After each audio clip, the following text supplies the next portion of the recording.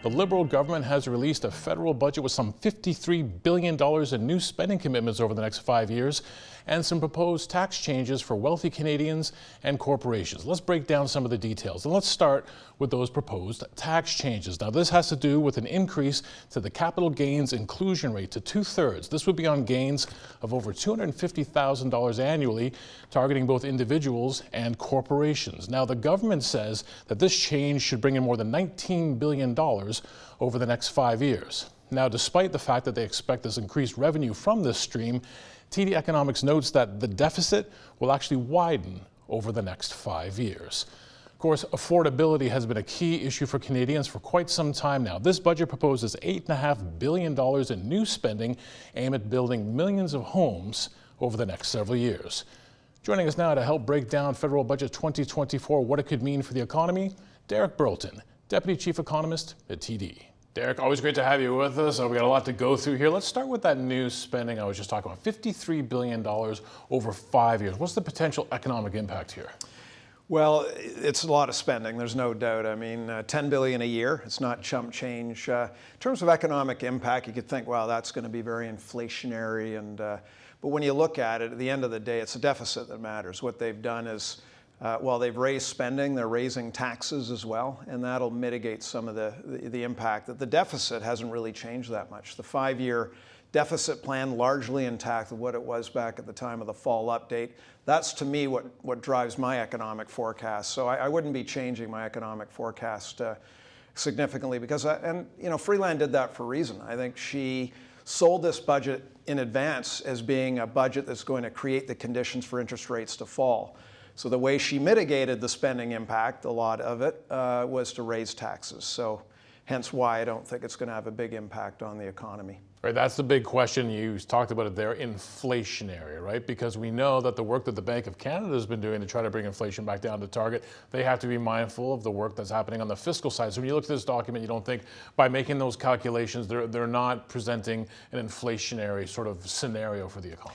I don't think so, not the federal government. Again, the deficits are large, but we knew they were large. So in terms of the added spending impact, the fact that it's been largely offset by higher taxes will mitigate that. But keep in mind, the provinces have been busy spending and raising their deficits. So something that Macklem, last week pointed out, that they raised their forecast in part because of the provincial budgets. So net government sector is going to be inflationary in 2024 budget season.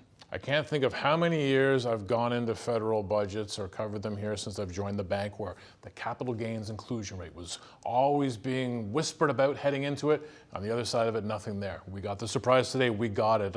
Let's walk through. I mean, this is aimed at wealthy Canadians and corporations. What could the impact be here?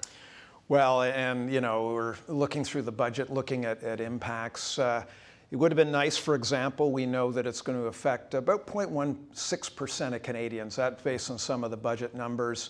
On average, gross income of $1.4 million. So you're not talking about many Canadians, but it still is, I think it's about a $9 billion revenue impact just from the household sector over the next 5 years. So again, yeah, I mean, it could be impactful in terms of a disinvestment incentive. I worry about that. We haven't seen any productivity growth in Canada for a long time now, and this won't help. I think the business sector, is part of that equation. I think, again, the budget provides some impacts that it's going to be, not a lot of corporations. I think it's, 2% or something like that. It's not a big amount, but at the same time, these are large corporations. Like to know which industries it's going to affect. That wasn't in the budget.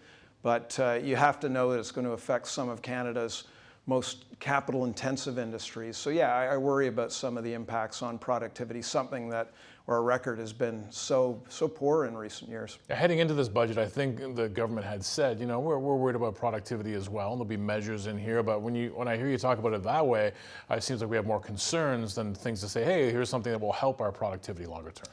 Yeah, and I think they released the AI information, the $2.4 billion in the AI sector, more computing. That's all productivity enhancing. But what they giveth, they taketh away in terms of that inclusion rate. I do worry about the impacts of how that's going to more than offset it.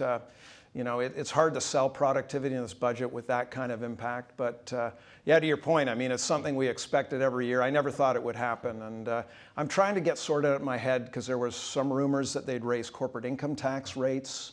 There are other ways, and a wealth tax. That would have been hard, I think, Things that didn't show up to in this manage, budget. things that didn't show up. So this would have been kind of the third or fourth thing I would have expected. But at the same time, yeah, I think, sorry to see that in effect. On the one hand, the government's going to say a buck's a buck a buck. The fact that capital gains are taxed at a lower rate, they could argue from in an equity perspective, it wasn't ideal.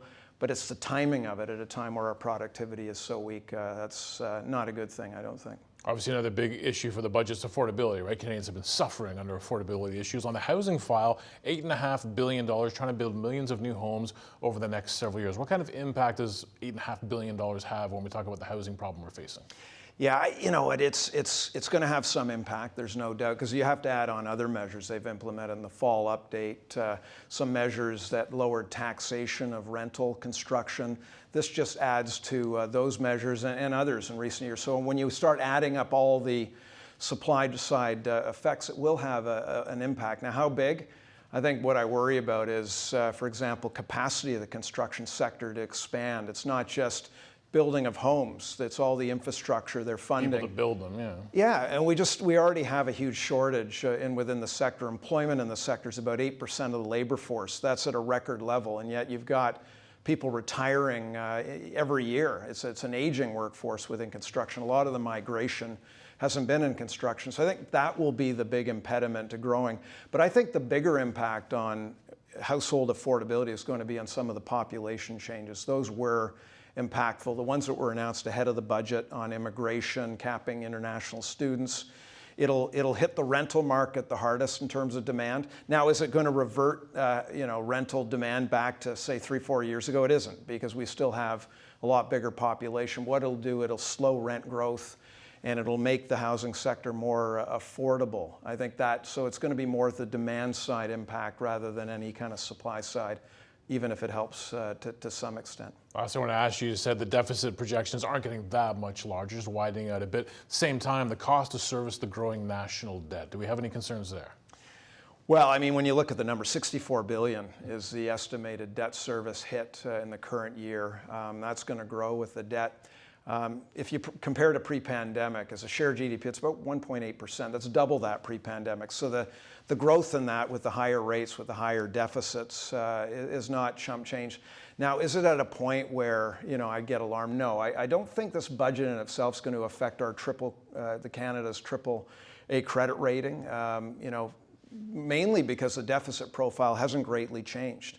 And in fact, with GDP numbers being upgraded, thanks to a better year this year for projected growth, some of the ratios get flattered. So I don't think the rating agencies are going to be losing sleep. So that's one good thing. I think, again, my worries would be more on the productivity side and some of the areas where I thought there'd be a little bit more work done to improve.